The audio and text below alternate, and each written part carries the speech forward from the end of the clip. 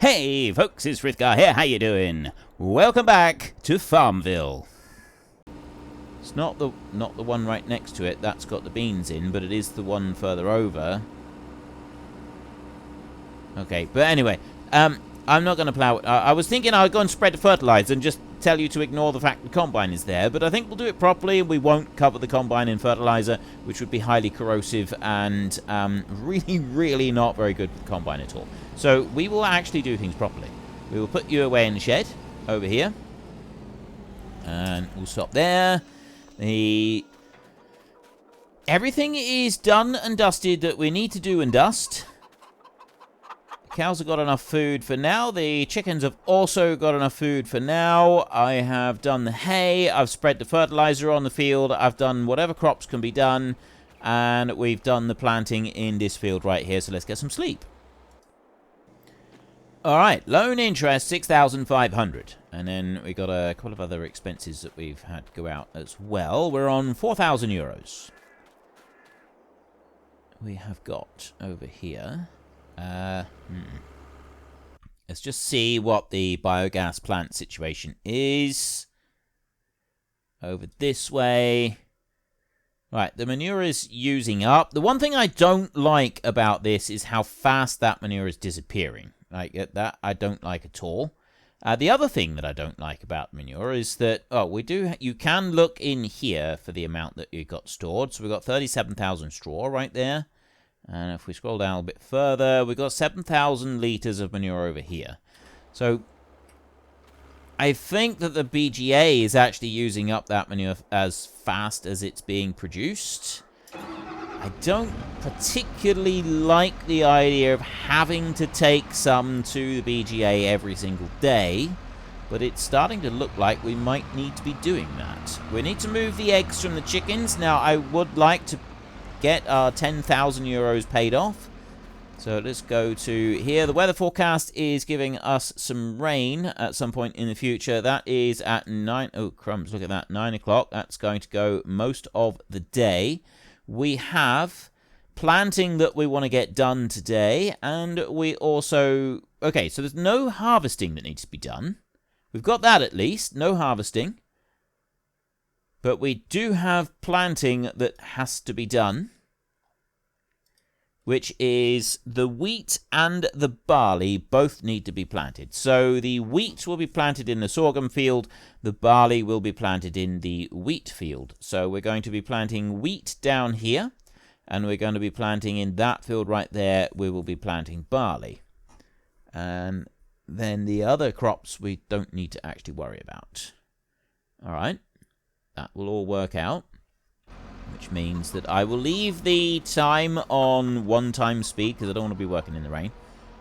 Let's turn that one on there, and then we need to move these over here. We got a special breed of chicken, and the great thing about the breed of chicken we've got is that they they lay exceptionally tough eggs.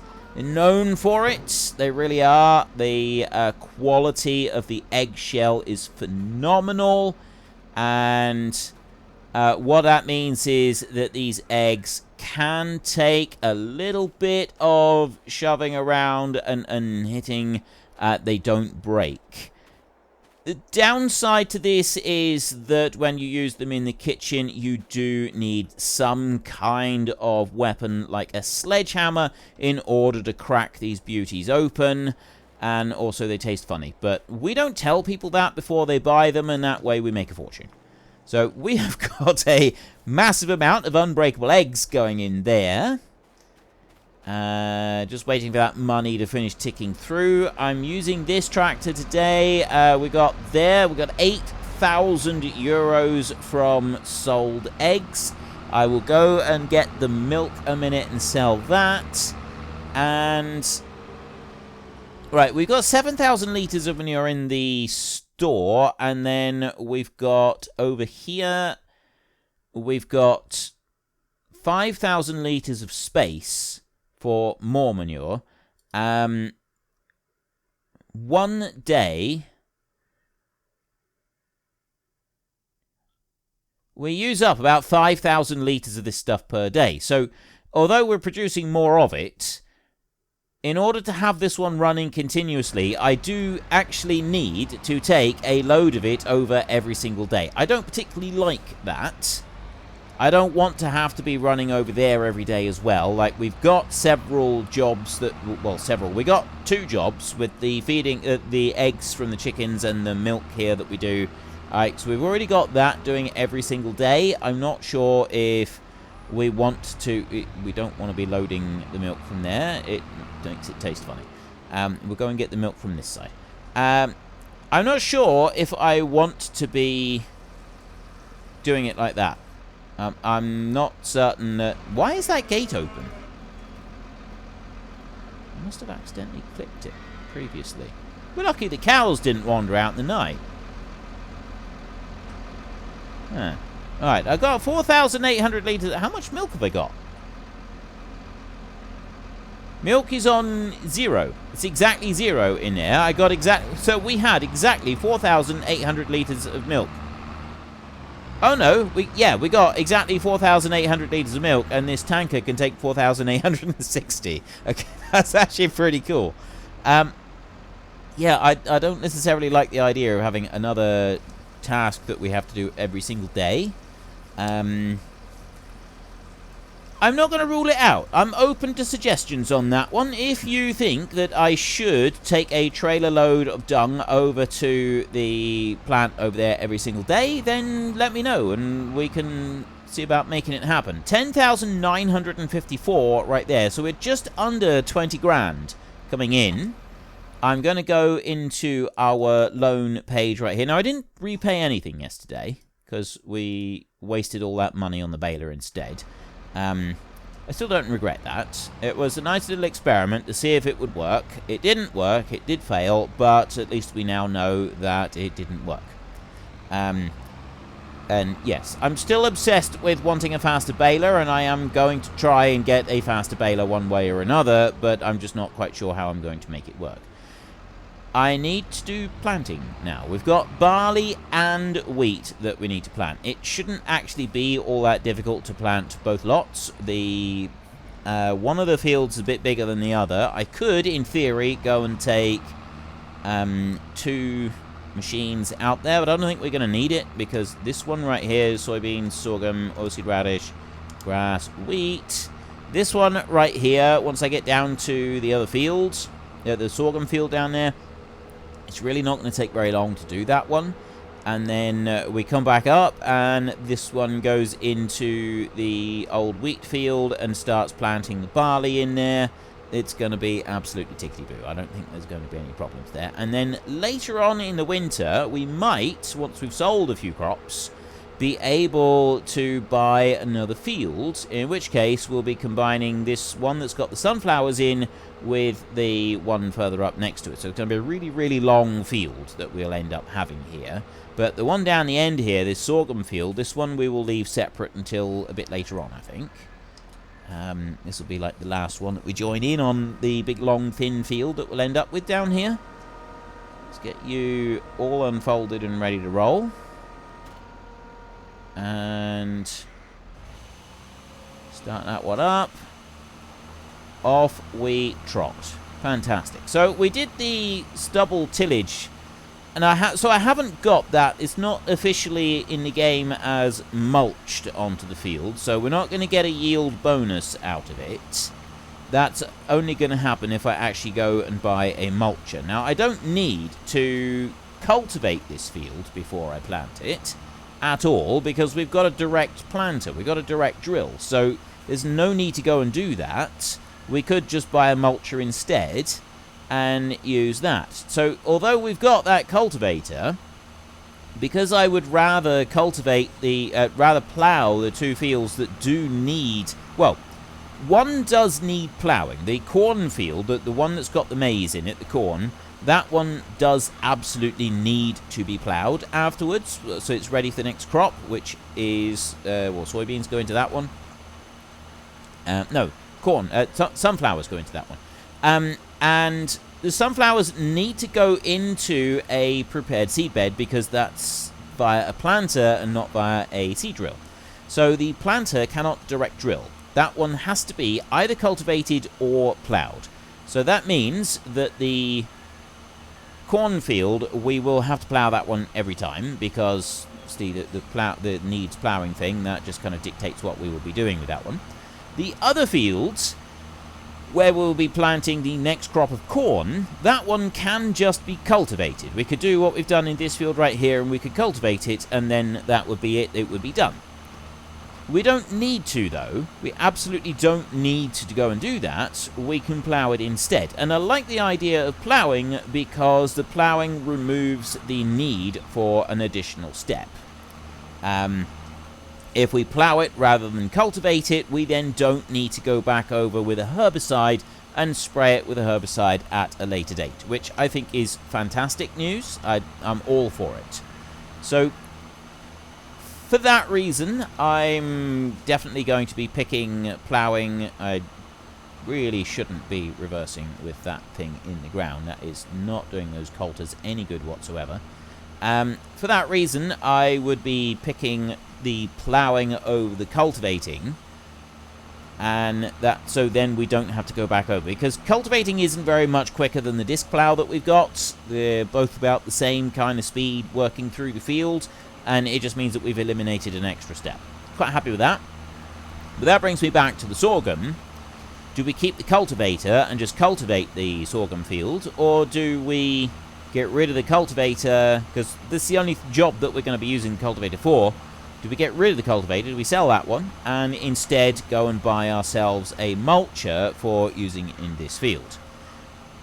We could potentially look at cultivating the canola field, because of all of the different types of straw that I am currently baling up, the bean straw would be the unusual ones. I'm not talking about the barley, the wheat, and the oats. I'm talking about the more unusual ones. Of all of the ones that we're baling up, the beans is the one that would be most likely to be done. Now, we don't actually grow peas in this game, but pea straw is definitely a thing. That one's done quite a lot. It's really, really good feed value in pea straw as well. Like, there is a lot of feed value in pea straw. It's really good stuff. Beans have got less feed value in the straw, but it's still pretty good. And I know quite a few people that do actually, if they can get hold of it, will buy bean straw as well. So the soybean straw, absolutely, yes, 100%, that is a real thing. It does happen quite a bit more than some people, I think, realize. The straw that comes off of the maize, it's not actually very common here in the UK, in Europe. I'm quite happy to admit that it's not very common. It does happen, it's just not very common.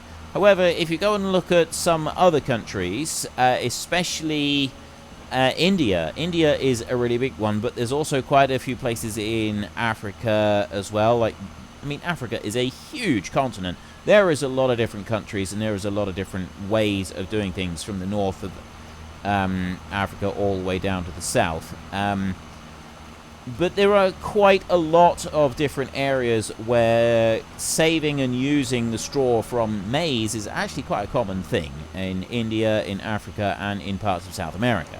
So, although it may not necessarily happen a huge amount in the more Western world, it still does happen a lot, and around the world. And yes, I realize that we're in the more Western world with this particular setting, but that doesn't mean to say that it doesn't happen here either. Right, anyway, so that's that bit. The sunflowers, I'm not sure about that one. I will admit that I'm not sure about that one. I have seen sunflower straw being baled up, but I don't know if that was for... I don't know what it's like. Because I've never actually been involved with combining sunflowers, I don't know what the byproduct is like, what the crop residue is like, whether or not it's kind of more like a damper product, it'd be more difficult to deal with. And and what it could be dealt with, what it could be done with it. The stuff that I've actually seen being baled up, I don't know what that was going to be used for. It is entirely possible that it was being used for some form of composting rather than being taken as just straw for bedding. And we've got to take into account that we're using all of our straw for bedding. But, you know, from what I've seen of sunflowers growing, I would think that it would be an acceptable form of bedding. Now, the one that stands out besides the sorghum is actually the canola. That one, while I have actually baled that one up myself, I have actually done that only once. I only ever did that once, but I have seen it baled up.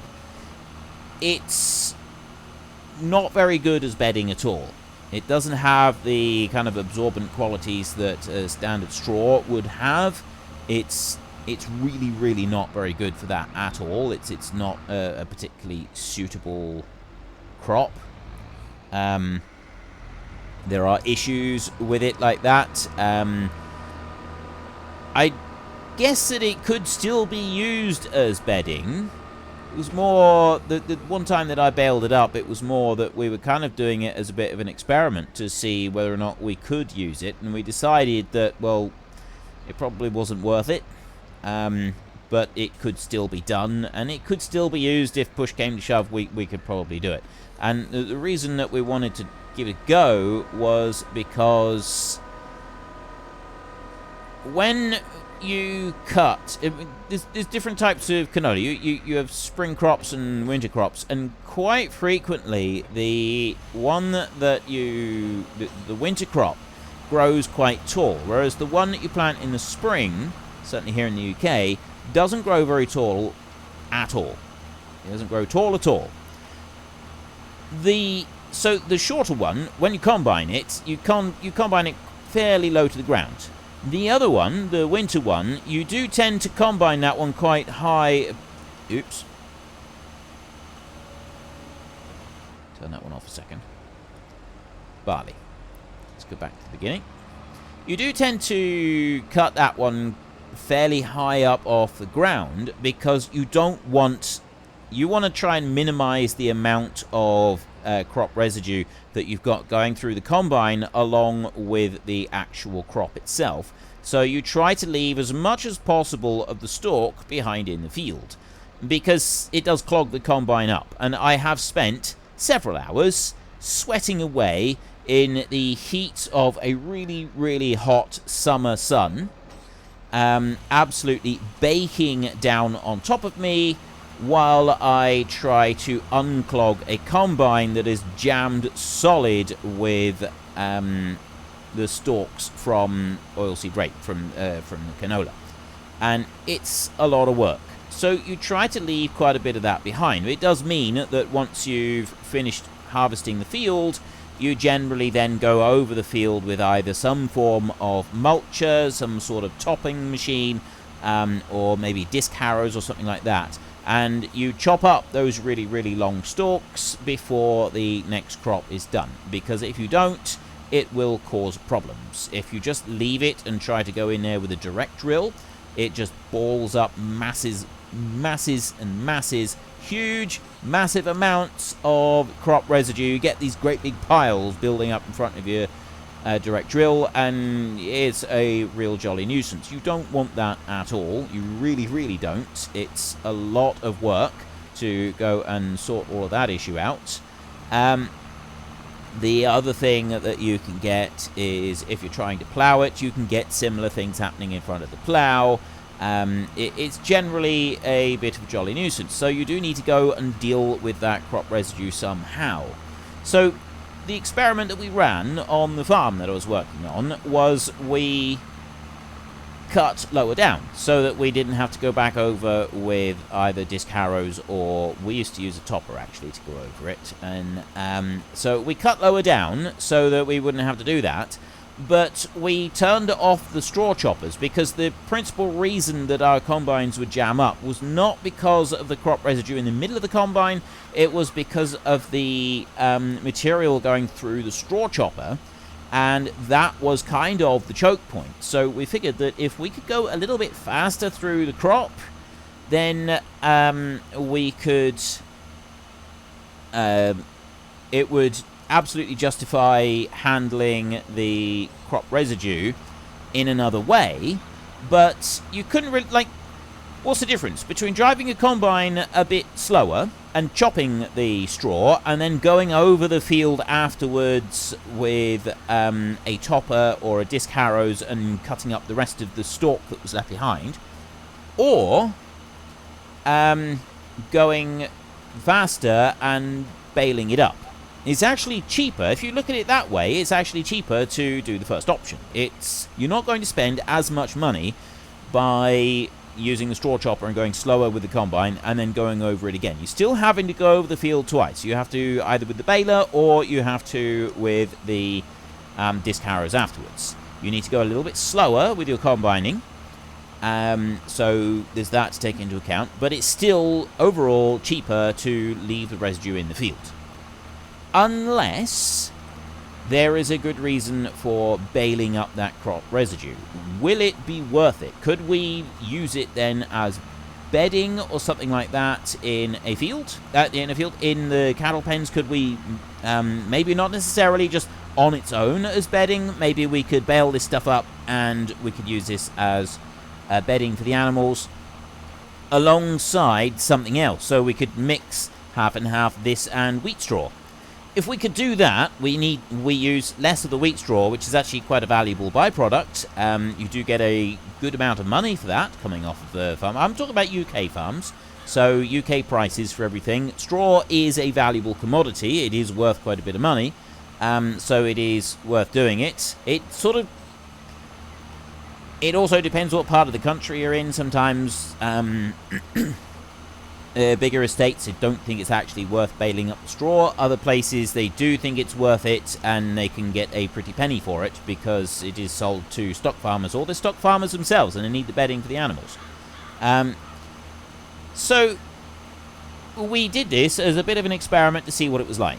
Quite frankly, it wasn't worth it, because we did this one field, and the cost difference, there is a cost difference because you've got to run the baler, and running a baler costs more per acre than it does to run a cultivator or even a topper, because it basically drinks up more diesel in the tractor while you're going over the same area of land.